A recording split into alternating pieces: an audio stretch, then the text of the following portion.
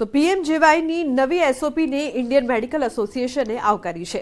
આઈએમએના ગુજરાત બ્રાન્ચના મીડિયા કોર્ડિનેટરે નિવેદન આપ્યું કે ડોક્ટર મુકેશ મહેશ્વરીએ કહ્યું છે કે સરકારે ખૂબ મજબૂત પગલું લીધું છે।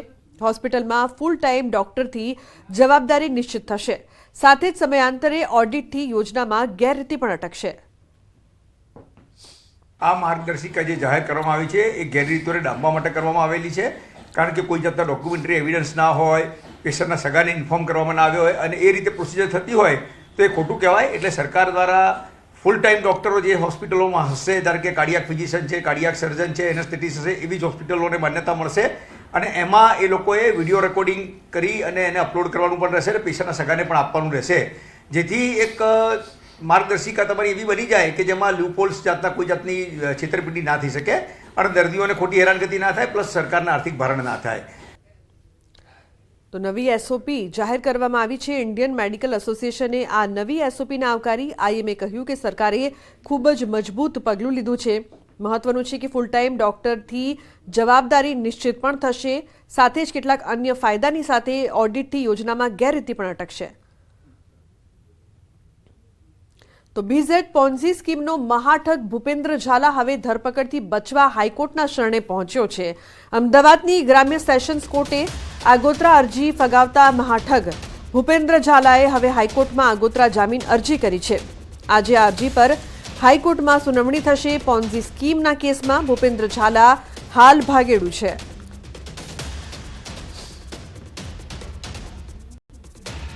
તો વડોદરાવાસીઓ માટે સારા સમાચાર। વડોદરા શહેરમાં 2000 વોટર હાર્વેસ્ટિંગના કામ એપ્રિલ માસ સુધીમાં પૂરા કરાશે।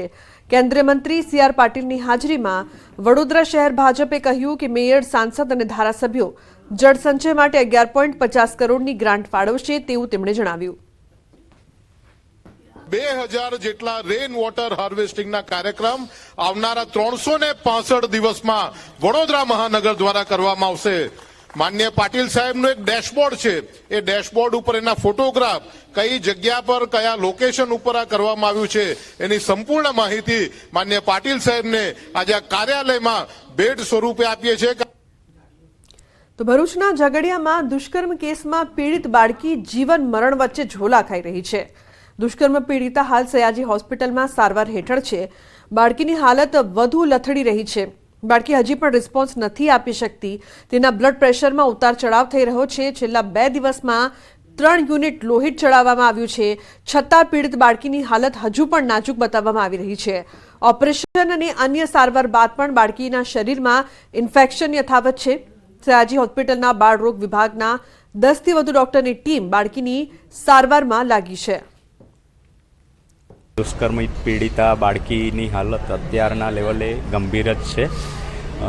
અમારી ડૉક્ટર્સની નિષ્ણાત ડૉક્ટર્સની ટીમ દ્વારા પૂરેપૂરી કોશિશ કરવામાં આવી રહી છે કે દર્દી જલ્દી સારી થાય, એ માટે અમે બેસ્ટમાં બેસ્ટ ટ્રીટમેન્ટ આપી રહ્યા છીએ।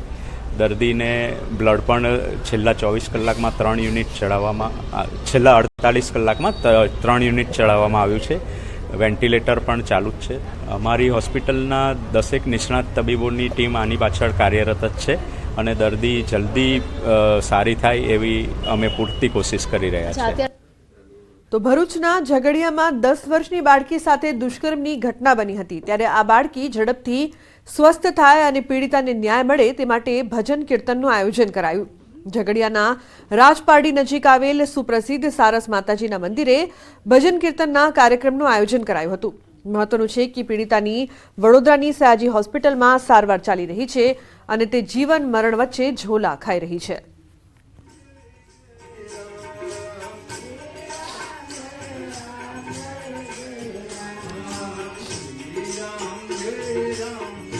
આજે માતાજીના સાનિધ્યમાં આજે અહીં અમે ભજન કીર્તનનો કાર્યક્રમ રાખ્યો હતો, જેના થકી તે બાળકી અને તેના પરિવારને શક્તિ મળી રહે તે આશયથી આજે અમે અહીં સૌ ઉપસ્થિત થયા છે અને આશા રાખીએ કે તેને સ્વાસ્થ્યમાં જલ્દી સુધારો થાય તે સાથે અમે અહીંયા કાર્યક્રમ રાખ્યો છે। અને મહત્વપૂર્ણ સમાચારની જો વાત કરીએ તો ભરૂચના સાંસદ મનસુખ વસાવા ઝઘડિયા રેપ કેસની પીડિતાને એસએસજી હોસ્પિટલમાં મળવા માટે પહોંચ્યા હતા અને સારવારને લઈને ડોક્ટરોને સૂચન કર્યું હતું. સમગ્ર મામલે મનસુખ વસાવાએ જણાવ્યું કે ઘટના બની ત્યારે હું સંસદમાં હતો, પરંતુ હું સતત સ્થાનિક તંત્ર અને પોલીસ સાથે સંપર્કમાં હતો. હોસ્પિટલમાં હાલ બાળકીની નિષ્ણાત તબીબો દ્વારા સારવાર કરવામાં આવી રહી છે. આવા આરોપીઓને ફાંસીની સજા થવી જોઈએ. એ ઝારખંડના જ જે યુવાને એને રેપ કર્યો અને રેપ કર્યા પછી એની જે પ્રકારનું હીન કક્ષાનું જે કૃત્ય કર્યું છે એને પ્રથમ તો અમે સખત શબ્દોમાં વખોડી કાઢીએ છીએ. આ ઘટના ઘટી ત્યારે હું દિલ્હીમાં હતો, પાર્લામેન્ટ ચાલુ હતું, પાર્લામેન્ટમાં રહેવું પણ તેટલું જ જરૂરી હતું.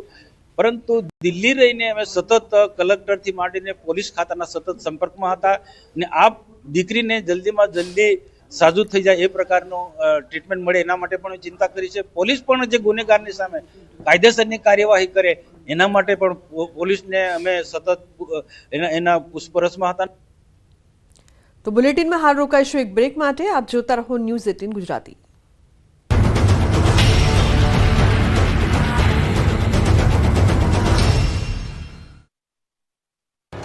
ગુજરાતમાં શિયાળો થશે આઉટ, માવઠું થશે ઇન.